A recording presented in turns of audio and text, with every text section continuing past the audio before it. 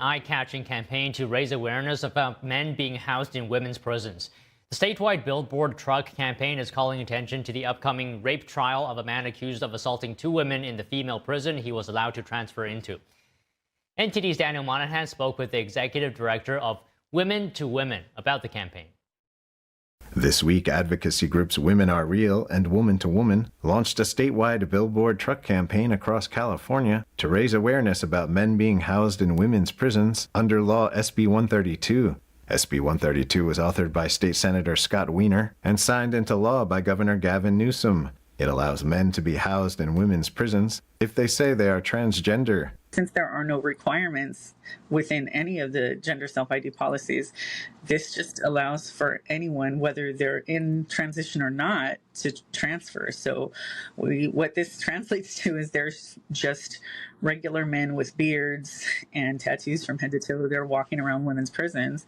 The mobile billboards feature stark messages including women in California prisons raped by male inmates and SB 132, state-sanctioned rape, media silent. I use this term specifically, state-sanctioned rape, because this is exactly what it is. Our legislators were fully aware of, if you have a working brain, you would know that giving people free range to gender self-ID within the carceral system is going to lead to people gaming the system and taking advantage of an opportunity. Why wouldn't they? Amy Ichikawa is the executive director of Woman to Woman. She knows the correctional system all too well, having spent 5 years in Central California Women's Facility in Chowchilla. These days, women are facing a new threat that wasn't present when she did her time. In early 2024, I received several phone calls about a couple of rapes that took place within a 24-hour period in this Central California Women's Facility. The billboard campaign is drawing attention to the upcoming trial of the man accused of those rapes. Tremaine Carroll was transferred to the Chowchilla Women's Correctional Facility after claiming to be transgender after 22 years in a men's prison. The judge in his rape trial ordered the prosecutor to refer to Carroll by she/her pronouns. Ichikawa says many of the men who have transferred into women's prisons are sex offenders. There's hundreds of people on the waiting list, many of whom are registered sex offenders.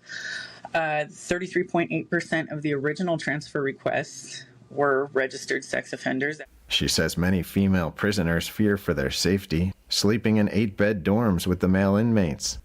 Well, just knowing the nature of their crimes, their size, the fact that they know above all their feelings will be prioritized over women's safety and well-being. She says they are also afraid to speak out. But women just don't want to talk about it anymore because they've seen what happens to the women who have spoken up. They see what happens when you do stand up for yourself or you do file a formal complaint, you get your privileges taken, you lose honor dorm privileges.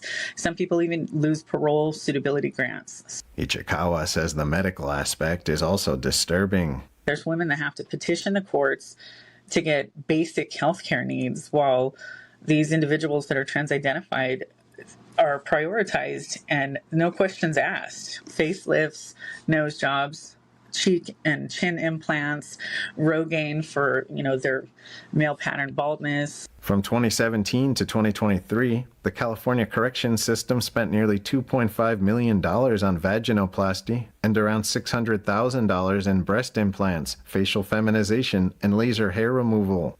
SB 132 is called the Transgender Respect Agency and Dignity Act.